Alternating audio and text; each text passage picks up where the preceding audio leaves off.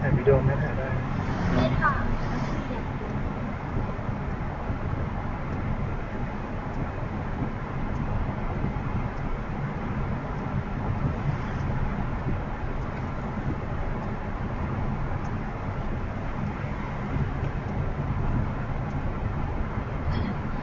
สาวๆโฮสต์เจ้าของบ้านค่ะกำลังยกอาหารไปให้ลูกค้าคนมาเช่าบ้านมีแต่คนลูกหลานแทนบอกมาทำไม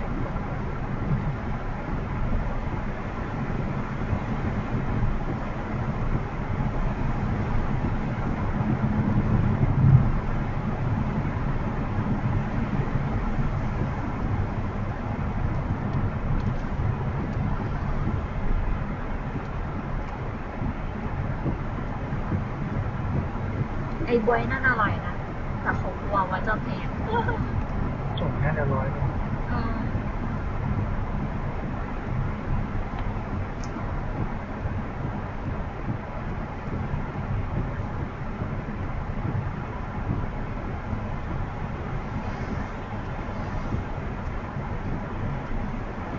ที่แรกเขากะจะซื้อร้านตรงข้ามที่เราไปจองเห็นดูเป็นแม่ลูกอ่อน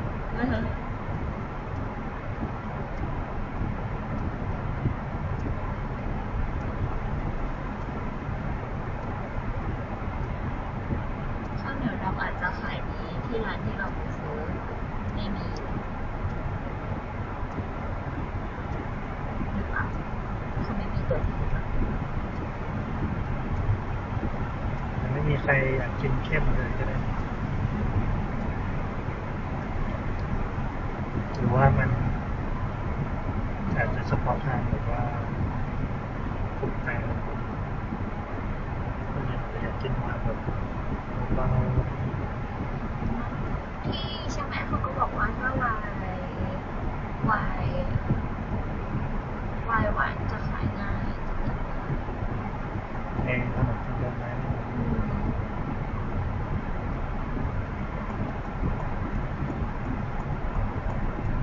เขาบอกว่าไม่ค่อยมีคนกินแบบไวน์คืออันอื่นอันขวดใหญ่ที่เขากินอ่ะที่เขาบอกว่าไอ้ข้างหลังมันเป็นไวน์หวานใช่ไหมที่ซื้อมาเนี่ยแล้วก็ข้างๆเขาว่าขวดใหญ่อ่ะมันจะเป็นไวน์เฝื่อนใช่ไหมเขากินแล้วมันก็เฝื่อนแต่มันก็ไม่ได้เฝื่อนขนาดนั้นแต่ว่าตัวเขาเรียกว่าอะไรอ่ะบอดี้มันไม่ให้อ่ะมันไหลเขาอยากได้แบบบอดี้หนักๆมันไม่หนักเท่ามันไม่หนักเท่าข้าวเหนียวดำโอ้ไม่ได้ถ่ายกระทินเลยไม่เป็นไรมีอันนี้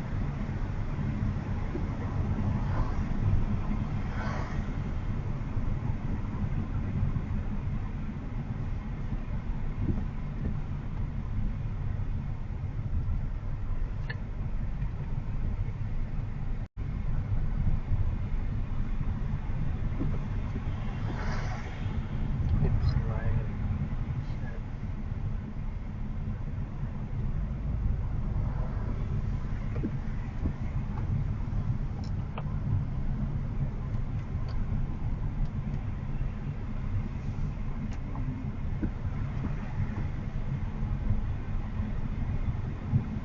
ปากแห้ง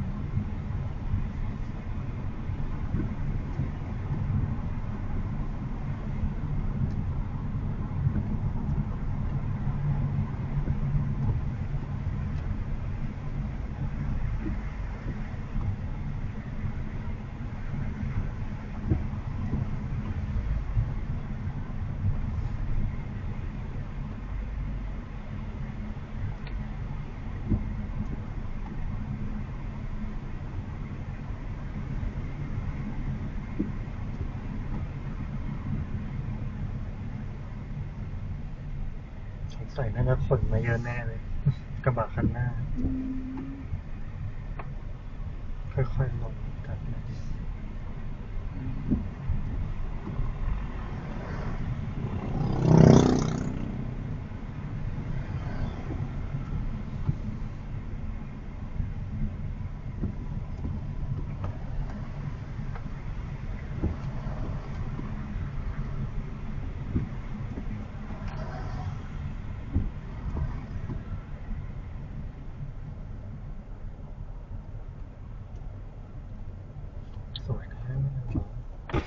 สวยมาก สวยมากเลยท็อป เอาไม่เอามาถ่ายหรอ ถ่ายนั่นน่ะ ถ่ายนั่นน่ะ ถ่ายตรงเนี้ย ถ่ายแล้ว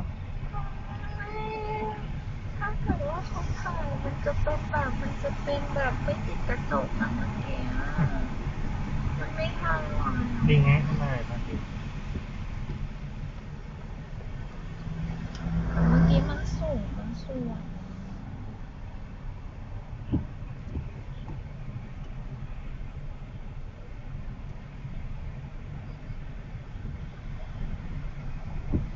หมอกมาแล้ว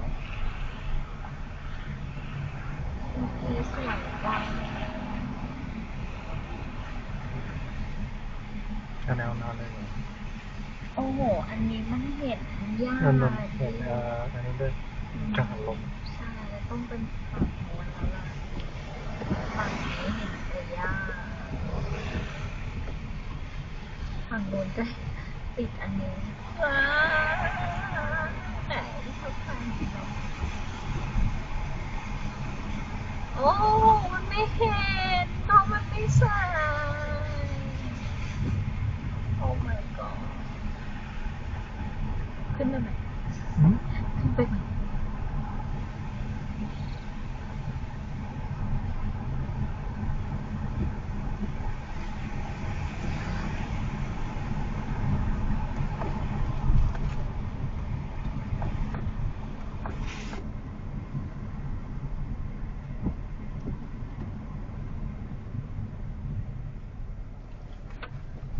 มันมีหลุมอย่างนี้ตั้งแต่เมื่อไหร่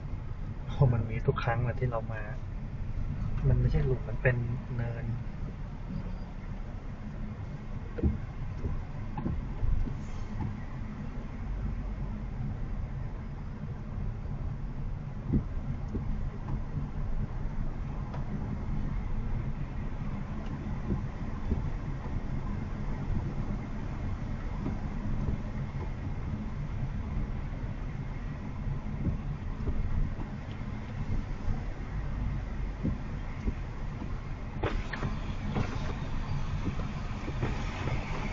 ฝนมันฟ้า ไม่ลงเม็ดแล้วไม่ใช่หรอ เนี่ยฝน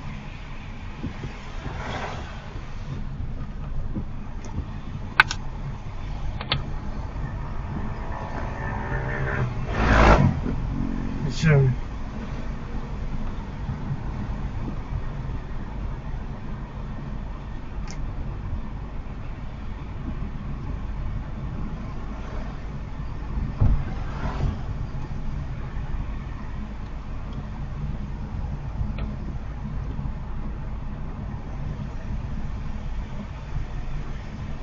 แสบท้อง หลังละพัน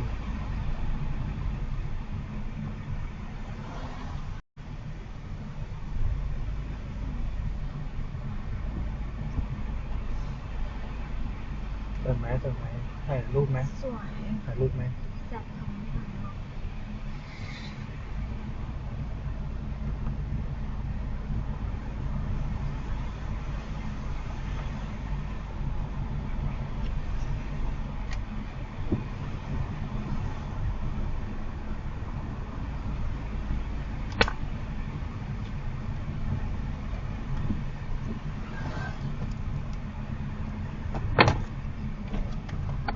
ไม่รู้ว่าแสบท้องหิวข้าวหรือว่าแสบท้องอะไร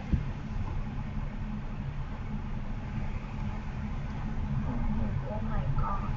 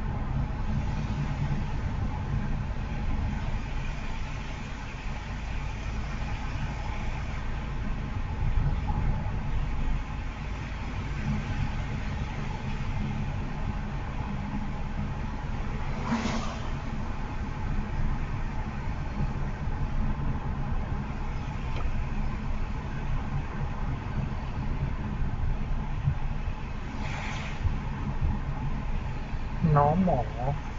ครั้งที่แล้วมายังติดอยู่เลยติดปรับปรุง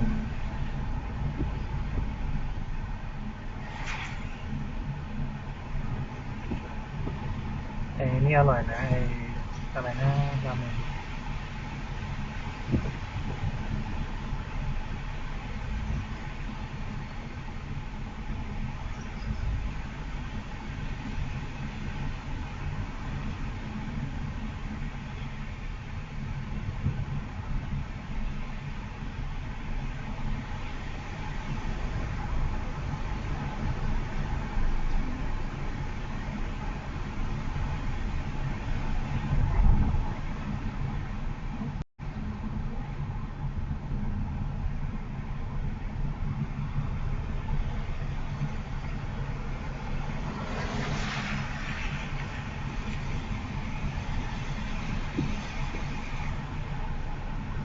เริ่มได้กินเบรกข้างหน้าแล้ว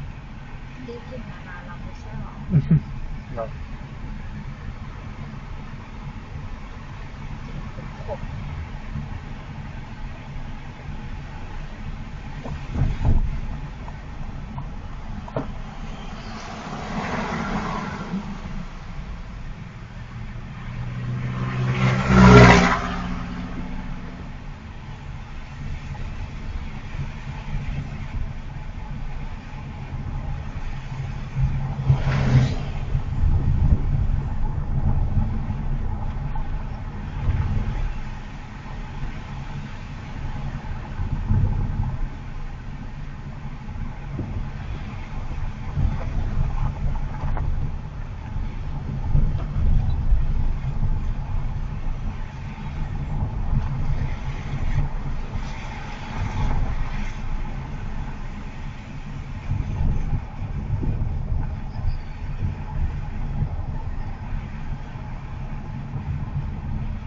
ต้นดอกไม้หรือต้นข้าว ต้นไม้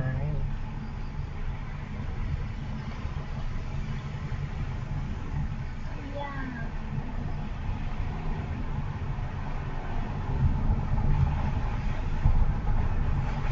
ต้นตะไคร้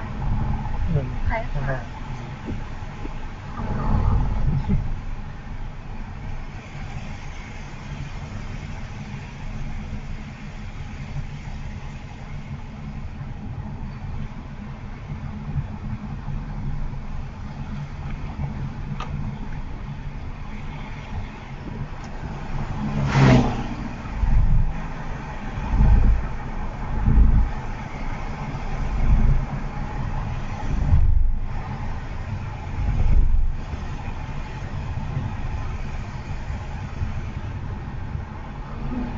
ปวดท้อง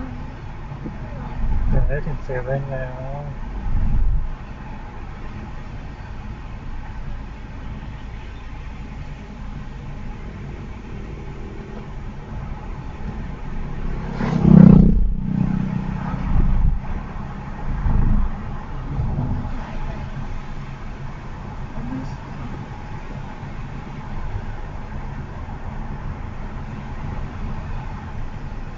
ถ่ายเยอะอย่างนี้เราจะเลือกยังไงอะ นั่นน่ะสิ ป้ายแดงเลยเนาะสูงๆว้าวกูดแคทรุ่นใหม่เหรอ แล้วล่าสุดมีมาสักพักแล้วแหละ ใหม่ล่าสุดของกูดแคทหรือยัง ไม่รู้ โอ สิ ไลน์ ไม่ได้ตามรถไฟฟ้าเลย มันไม่น่ารักทุกแนวหรอกนะ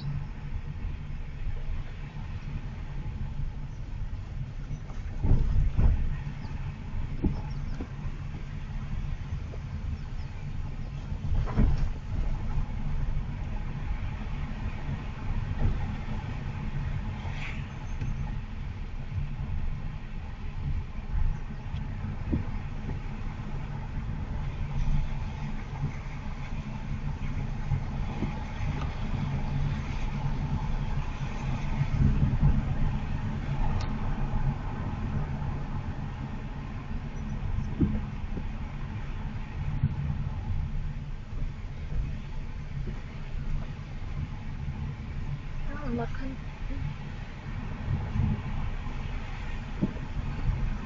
รถคันอื่นนำรถสีขาวไปหมดแล้วเหรอเอ้ยนำรถกระบะคันนี้ไปหมดแล้วเหรอไปหมดแล้วมีแต่รถคนในพื้นที่เขาช่ำชองเดี๋ยวเราปิดตูดให้เขาเลยนะ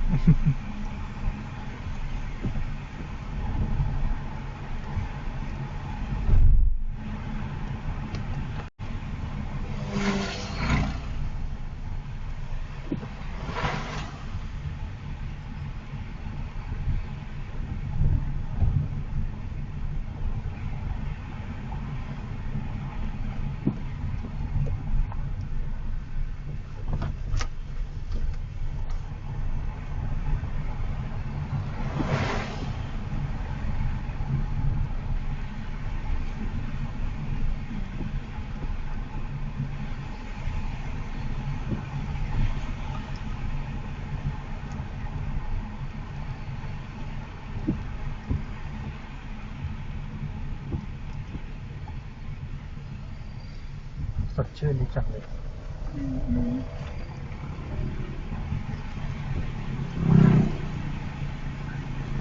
ดูทรงเหมือนจะขึ้นไปถ่ายรูปกันเลยนะ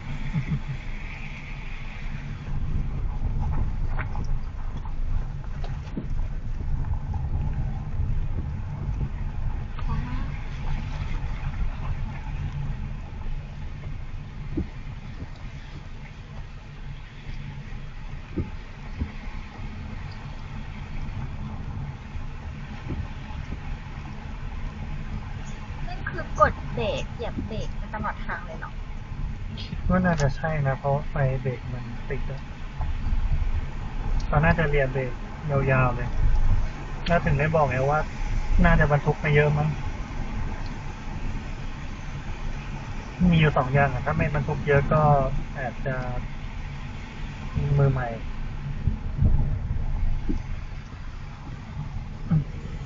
เขาก็ต้องเซฟเขาด้วยเพราะว่าข้างหลังรถก็เต็มมีคนข้างหน้าก็อาจจะนั่งเต็มเบาะหน้า2หลัง3เพราะถ้าเกิดว่าข้างในว่างคงไม่มีคนมานั่งข้างนอกหรอกเขาอาจจะอยากได้แต่มันก็คนปกติถูกต้อง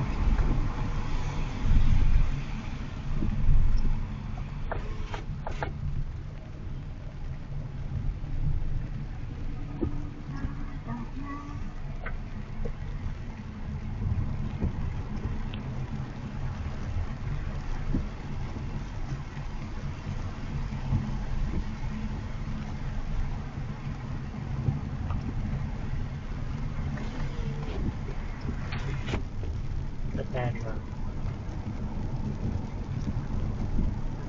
ไม่สู้กินแดงแล้วอยากลองมาเกี่ยวแล้ว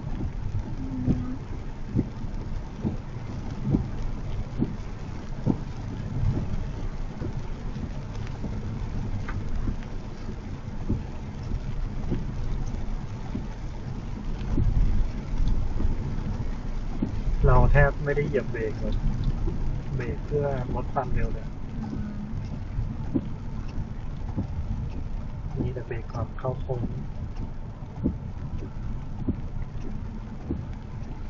แต่ตอนขับรถเกียร์ธรรมดาก็เบรกน้อยนะ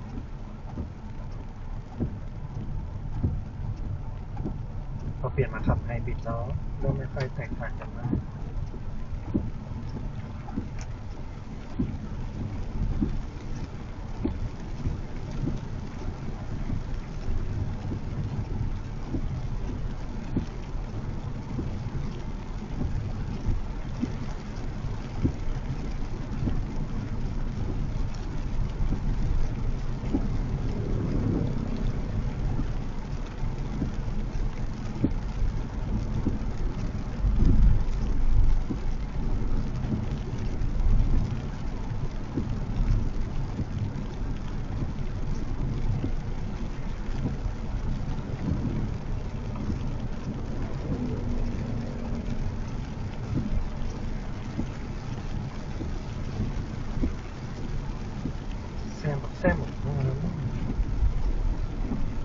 ป่วยหรือว่ามันเดินครับ นั่นน่ะสิ เขามาช่วยเรา ลูกแมวที่ร้านเนี่ยเคยดู จะเป็นอย่างที่ไหน ที่หอประทาน เราไปขัดกับไอ้พวกนั้นเลย โอ้โหแพงเด้อค่ะเลี้ยงแมวในคนในอพาร์ตเมนต์ต้องเสียค่าอันนี้แมว6,000ต้องเปลี่ยนนู่นเปลี่ยนนี่เป็นหมื่นเลยเด้อเกือบถึงหมื่น อืม 6 7 8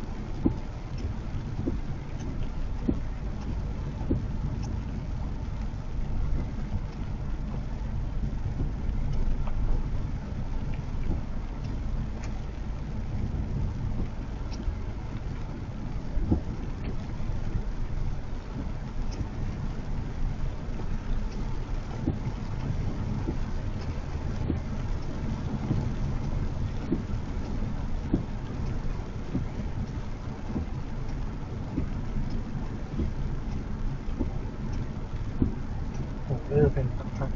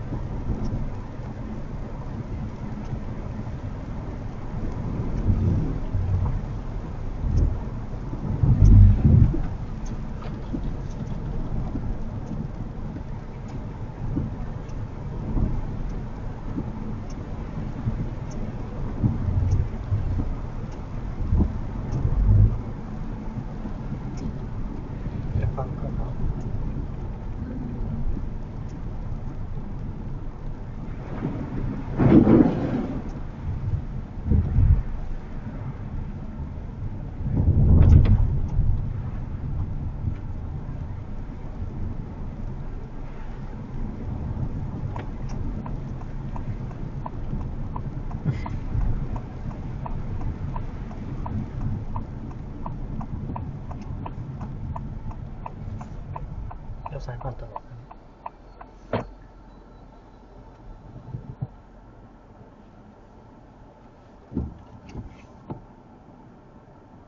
ก็ได้ดูป้ายซะด้วยสิ